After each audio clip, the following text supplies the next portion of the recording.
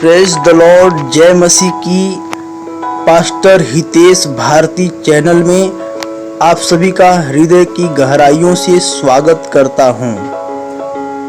एक बार फिर से आप लोगों के सामने बाइबल अध्ययन विधि के साथ आया हूं, ताकि मुझे जो प्रभु से बात मिली है उन सारी बातों को आप लोगों के सामने प्रस्तुत करूं और आप लोग सीखें और परमेश्वर से आशीष प्राप्त करें और परमेश्वर में आगे बढ़ें, क्योंकि परमेश्वर ये चाहता है। इसलिए मेरे प्रियो, आज के इस अध्ययन में अपना पूरा ध्यान, अपना पूरा समय प्रभु में व्यतीत करें।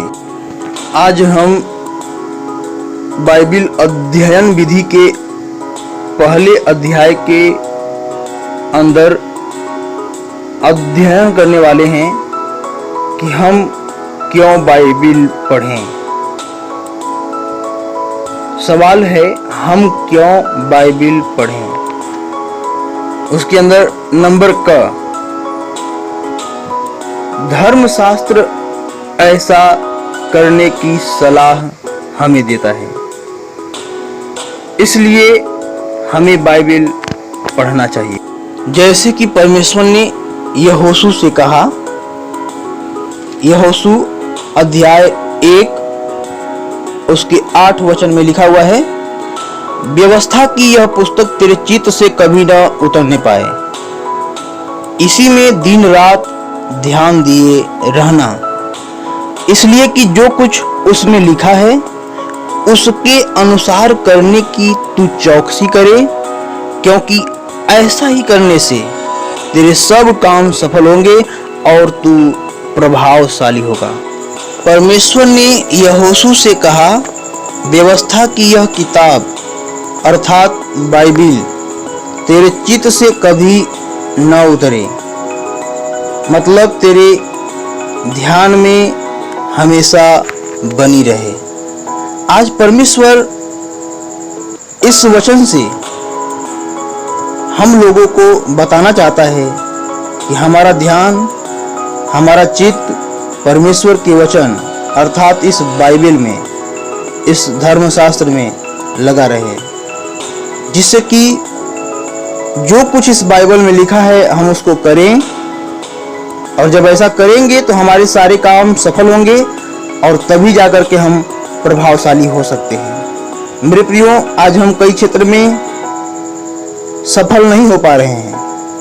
कारण यही है कि बाइबल अध्ययन की आदत अब कलीसियाओं में नहीं रह गई है।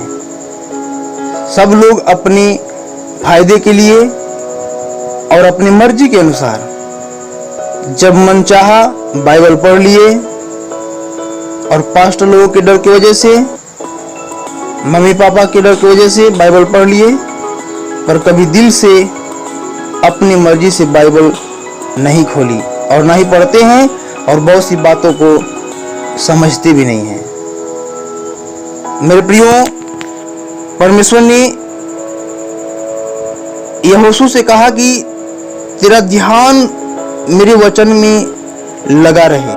परमेश्वर आज हमसे भी कहता है कि हमारा ध्यान परमेश्वर के वचन के अध्ययन में लगा रहे। पर अफसोस, हमारा ध्यान दुनिया की कई प्रकार की अभिलाषाओं में लगा हुआ है, जिससे कि हम बाइबल में अपना समय नहीं व्यतीत कर पा रहे हैं, बाइबल की अध्ययन नहीं कर पा रहे हैं।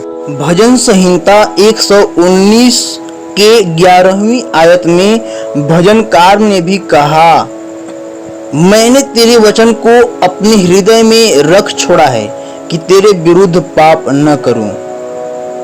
भजनकार यह कहना चाहते हैं कि परमेश्वर का वचन मुझे पाप करने से रोकता है।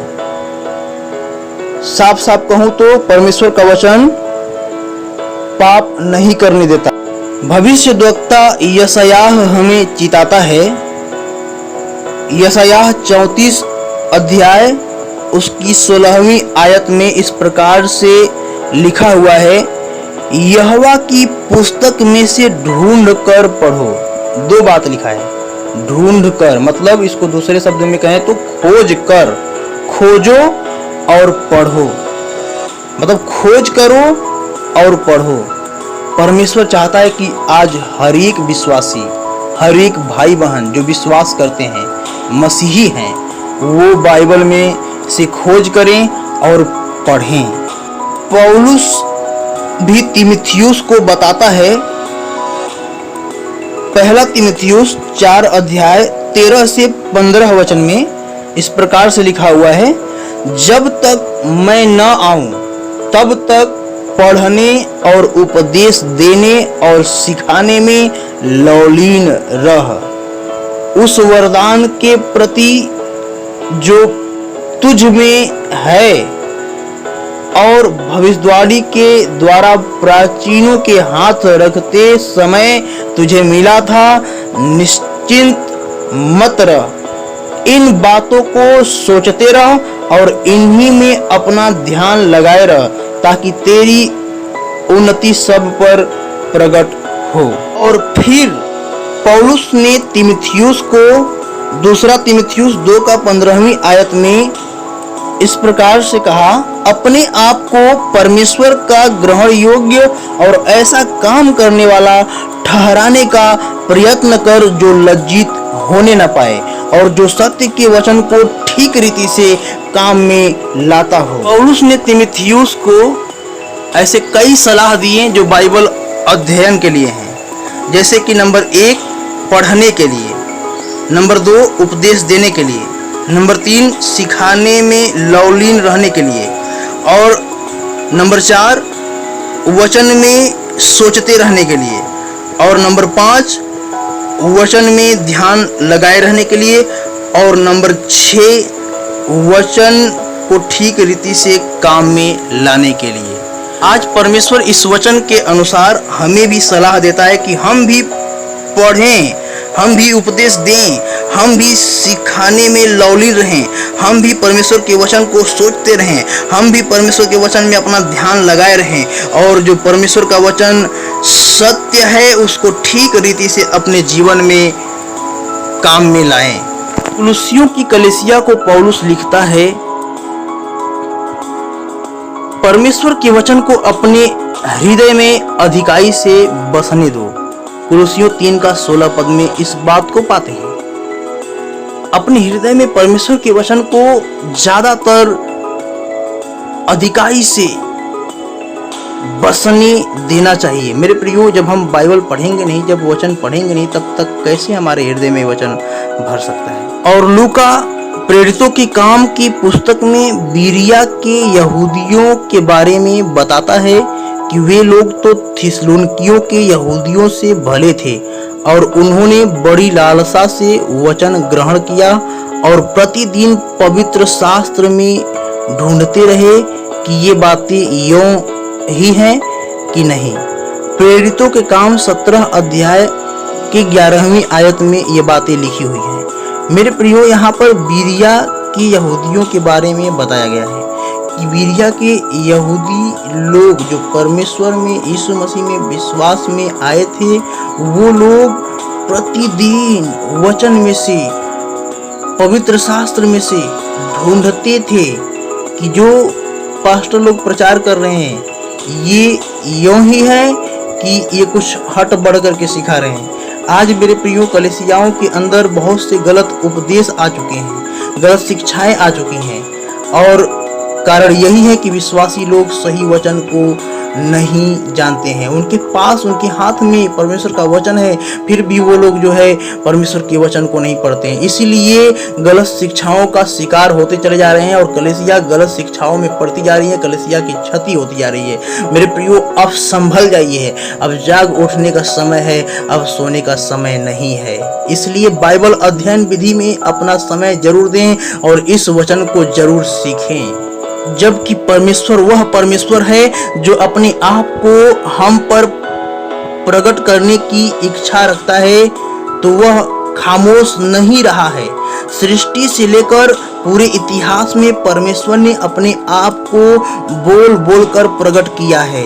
परमेश्वर के सभी अभिप्राय और मनुष्य के लिए योजना केवल लिखित वचनों यानी बाइबल में प्रकट किए गए हैं। मेरे प्रियो, परमेश्वर चाहता है कि हम परमेश्वर के बारे में वचन में से पढ़ करके जानें, क्योंकि परमेश्वर ही है जो सृष्टि से लेकर पूरे इतिहास में अपने आप को वचन के माध्यम से बोल करके प्रकट किया है। एक परमेश्वर का वचन ही है जो हमें परमेश्वर को और भी अधिकाई से और भी नज़दीकी से जानने में हमारी मदद कर सकता है। तो मेरे प्रियो, आज बहुत से काम में आज अपना समय बेकार में गवा दे रहे हैं। आज क्यों ना अपना समय परमेश्वर के वचन के अध्ययन के लिए निकालें। आइए अपना पूरा जीवन प्रभु के वचन के लिए समर्पित करें। आप सभी को जय मसीह की।